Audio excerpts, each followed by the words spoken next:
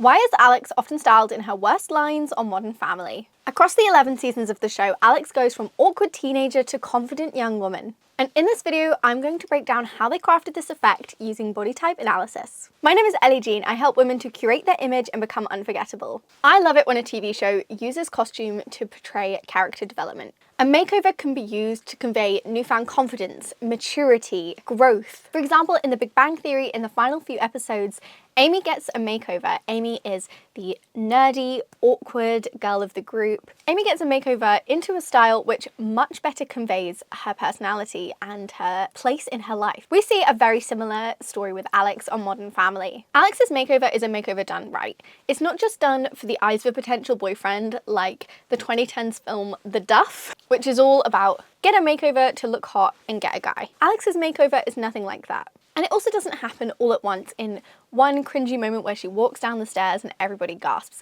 It's a slow, gradual change as we see her slowly grow more into herself. I would say a bad makeover is one where it just shows more skin, they wear a tighter dress, they take off their glasses, they straighten their hair, and most importantly, I think, doesn't convey their personality and has nothing to do with the growth they're experiencing.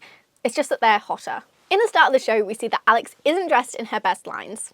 And part of the reason for this, of course, is that she's a teenager. It's completely normal not to care about clothes as a 12-year-old. You just have more important things to think about. You're supposed to be carefree, focusing on your interests. In Alex's case, she's most interested in studying and learning and reading. She's just not that interested in personal style. It's not a hobby of hers. And so it makes perfect sense that we see her in things which aren't the most flattering, aren't the most interesting.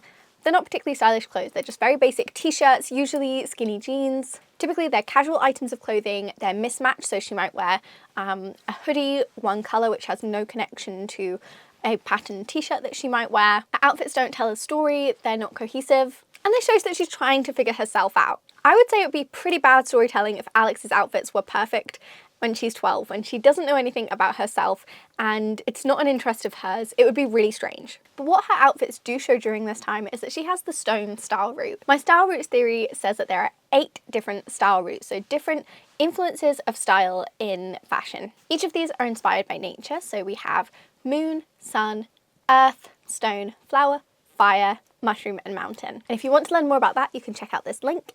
Stone is the sporty, casual, relaxed, practical style route. And usually if you have stone, you're quite a down-to-earth person, you're quite relaxed, perhaps, you know, you're sporty, you run around a lot, or perhaps it's the opposite where you actually just really like chilling at home. You've got quite a practical view on the world, you don't tend to be dreamy or anything, and that again reflects Alex's personality where she is quite blunt, she is really, really smart and she likes the truth and the facts of the matter and she's rarely fluffy in her language. Another reason that Alex isn't dressed in her best lines in the start of the show is that she provides a contrast to Haley. Haley is the older sister.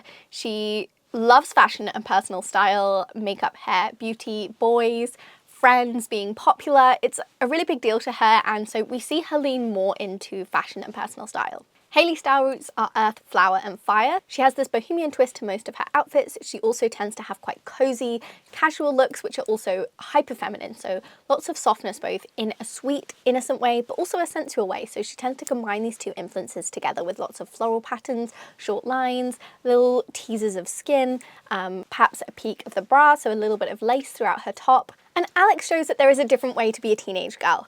Not all teenage girls are obsessed with how they look, with personal style, with fashion, with beauty. Alex is more interested in reading and learning and studying. She loves school. And so we see these two different types of girl and there's nothing wrong with either one. They just have different interests and different hobbies. So Alex provides that contrast to Haley, which I think is really important to have in the show. But lastly, and I think most importantly, it gives Alex room to grow. Alex displays a lot of self-loathing throughout the show. As much as she is super intelligent, really smart, really capable, and she does kind of know that, she has this element of insecurity. She feels that boys won't like her. She ends up dating boys that she doesn't even really like or respect. She feels ashamed to be with them. And she does this as a kind of self-punishment. because she holds herself to such high standards. I think part of what this shows is that Alex feels she can't be like Hailey. She sees Hailey being popular and pretty and feminine, and she feels that she can't be any of those things because she's smart and because she's intellectual and academic, and she feels this internal conflict. And so she almost rejects these elements of femininity that Hailey expresses. So as we see her style change, she embraces more of these different elements of femininity that she almost refused to herself as she starts to embrace her sexuality and start to love herself in all these different ways. She gives herself opportunity. Ariel Winter, who plays Alex, has the wide, short, round body type. This means she has wide, broad shoulders and a blunt bone structure. She looks short, so she has a short vertical line, and she is small, she's only 5'1". And she also has a soft, curvy frame, so she has a soft chest and hips. You can see in these photos how she has a lot of width in her upper body, so in her chest and in her shoulders, and these are the dominant feature in her frame. This is a bit of a makeshift line drawing, so again, you can see that almost triangular shape, even though she's very curvy and hourglass-like in the sense of her curve. Her shoulders are her dominant feature. So Ariel's worst lines would be a halter neck or something with a really tight, close neckline. Tight sleeves, hems, legs, so something like a cinched leg, like a tapered trouser, wouldn't be her best line. Really tight sleeves and a tight neckline altogether would be quite intense against her. Also, anything with too much structure or straight lines, which obscures her waist and doesn't cling to her chest and hips. Whereas her best lines are the exact opposite of this. So a wide open neckline, soft draped fabric, open sleeves, open legs, all of which honor the width in her frame, as well as waist definition and clinginess to the chest and hips. As Alex starts to embrace her sexuality in the show, she starts dating a fireman, someone who she wouldn't necessarily have thought she would be interested in or able to date, so she's kind of broken that barrier. I think that's one of her key turning points.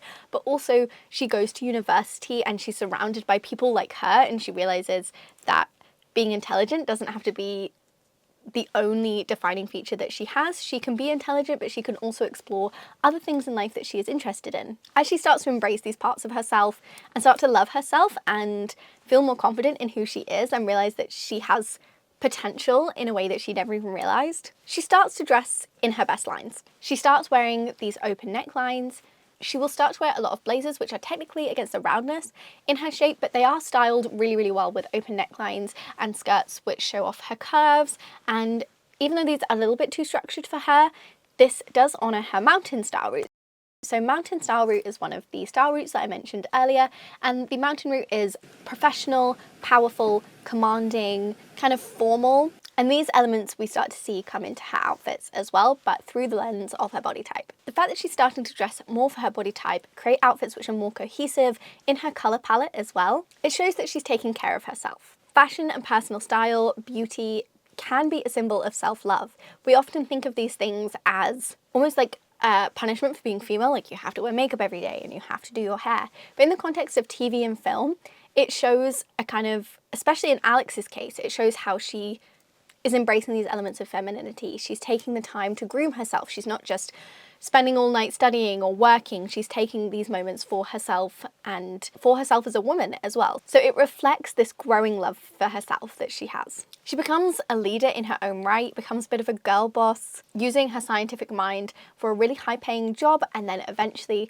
more a research job where she's contributing back to the world. And that mountain style route helps to convey that intelligence, both to us, the viewers, and of course, in a meta sense to the other people in the world, in the world of Modern Family. So her family and her peers would start to see as well that kind of power and professionalism through the way she dresses. And she also starts to embrace her femininity. So we've talked a lot about that during this video, about how she's rejected a certain kind of femininity, and we see actually she is extremely feminine. She has this soft, sweet, caring nature to her. She's very thoughtful about others, she's empathetic, and she's quite girlish in her own way, but she doesn't see this compared to Hailey, but she does. And as she gets older, she starts to embrace this. So we also see a lot of notes of the flower style route, which is delicate, sweet, innocent, girlish. And usually this is a much more subtle one of her style routes, but elements like floral prints, pastel colours on occasion, soft floaty fabrics, these are an element of softness. Things like curling her hair, that reflect that element of her personality and how she's not shying away from that so much as she gets older. I hope you've enjoyed this video. If you like this video, you should check out this video on Emilia Clarke in Me Before You and how she goes from quirky to sexy. If you want to know your body matrix type in your style roots, I have a link in the description to a style roots quiz and our body matrix handbook, which you can go and check out. Thank you so much for watching. I will see you next time.